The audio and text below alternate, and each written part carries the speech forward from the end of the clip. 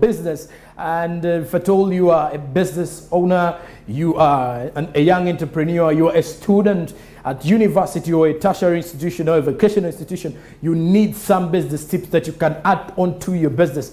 And these are going to help you out in the day-to-day activity or the day-to-day running of your business. Now, here are some of the tips for starting up small businesses. Let's start up from there. Now, number one is make sure you address excuses.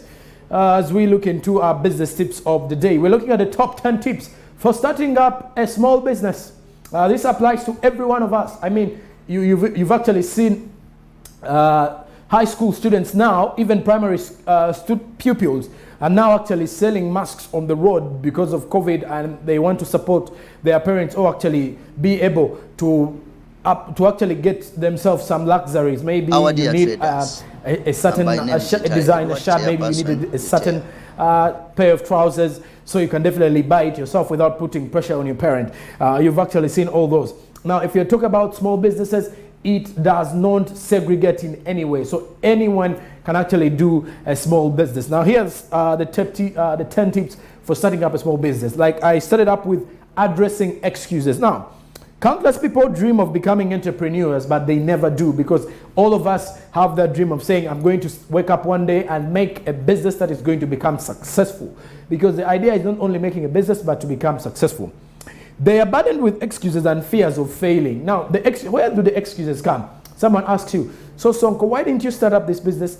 You see now, I was supposed to start it, but I fell sick last time. I was supposed to start it, but I went to my mom. My mom called me. I was supposed to start it. So some of those excuses, you know, a couple of them. And most of you have all these excuses. Like when you have, someone can actually be having like 200,000. They tell them, why don't you start up a business of 100,000? Now you see the money I have is too little. But when you hear some motivational speakers, they will tell you, I started my business with 50,000 Uganda shillings.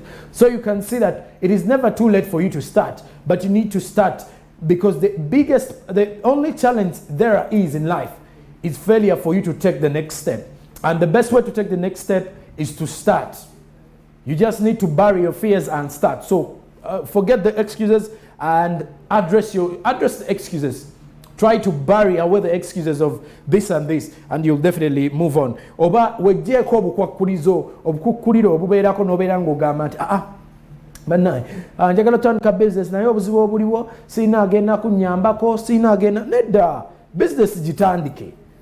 Kasito omanyi kiringa ng'obanga ogenda mu lugendo, omuntu n'agamba njagala kugenda Mbarara, ate baasize Mbarara baziseera, owulira biwulire. Girinnye, tambula genda Mbarara. Mu lugendo olwo lw'omanya ebintu ebigenda mu maaso mu ggwanga. That is how you get to know. Before you make any movement, there is no way you can judge.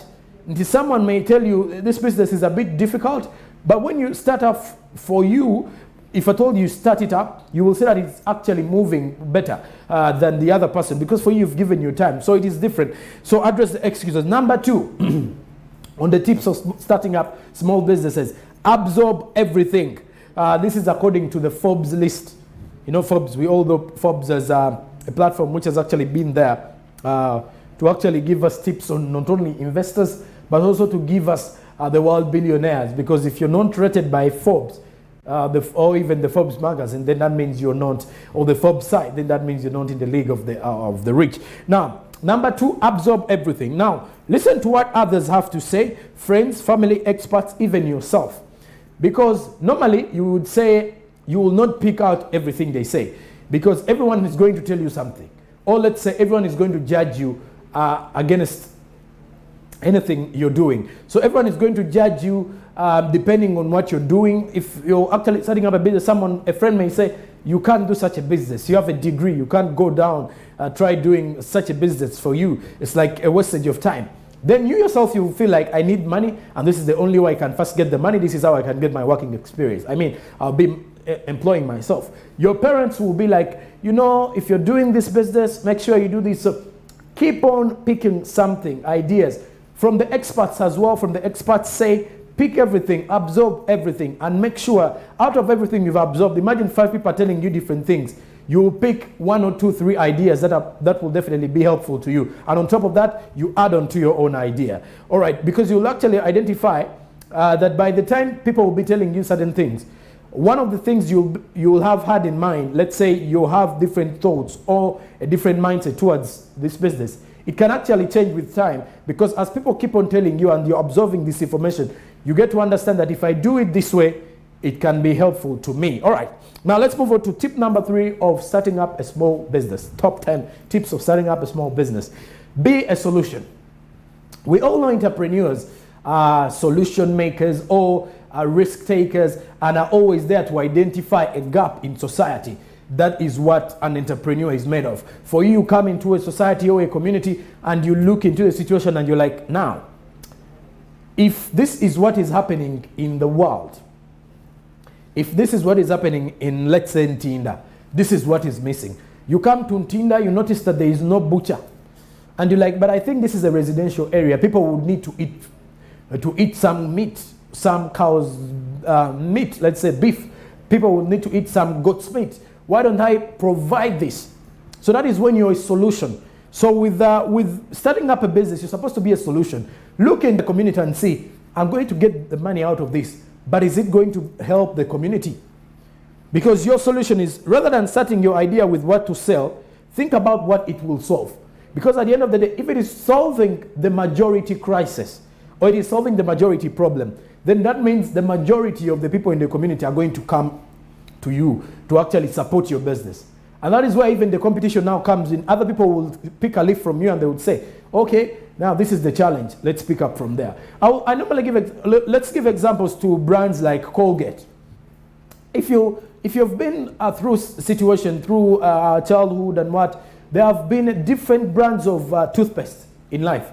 From the ABC Dent, we have Deli Dent, one of the most popular one during the early 2000s, Deli Dent, which actually came with a free toothbrush. Deli Dent, ABC Dent, lots and lots, Aquafresh, Sensodyne. But every day, you would see that the person who established the Colgate brand established it with purpose.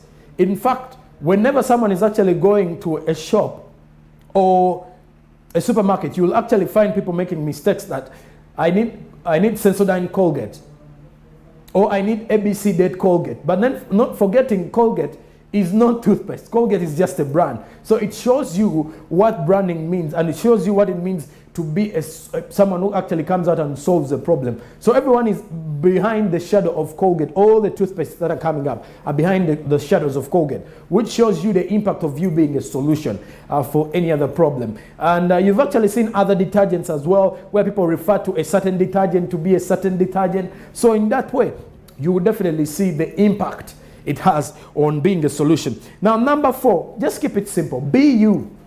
Normally, not only in business, but also in the service sector, it is quite important for each one of us to be ourselves in how we run the businesses. Why? Because when you are yourself, it gives you motivation to understand what you need to do and what you don't need to do. Because in life, there are things we can live with and things we can live without. But being simple, if you're like many entrepreneurs, you have a business idea and you're ready to run with it, be careful not to let your concept snowball into something overcomplicated. Because you have an idea, but you're always looking up at other people and you're like, I want to be like the other person. I feel if you have a confectionery shop, you're like, the other one is dealing in this type of cakes. Let me try these ones. So you get off track and forget what your main goal was. Because when you're starting up your business, you always think, I'm supposed to be doing this. Oba mungeri nyangunti oyinza bota and a business. Naye nga mbirowoozo by'ogamba nze mu bizinesi yange ngenda bba nkola bino na bino, oba keeki ze ngendo tuna zigenda bba zino na zino. Kati nga oba tonnaba natandika, omuntu n'agamba bannaye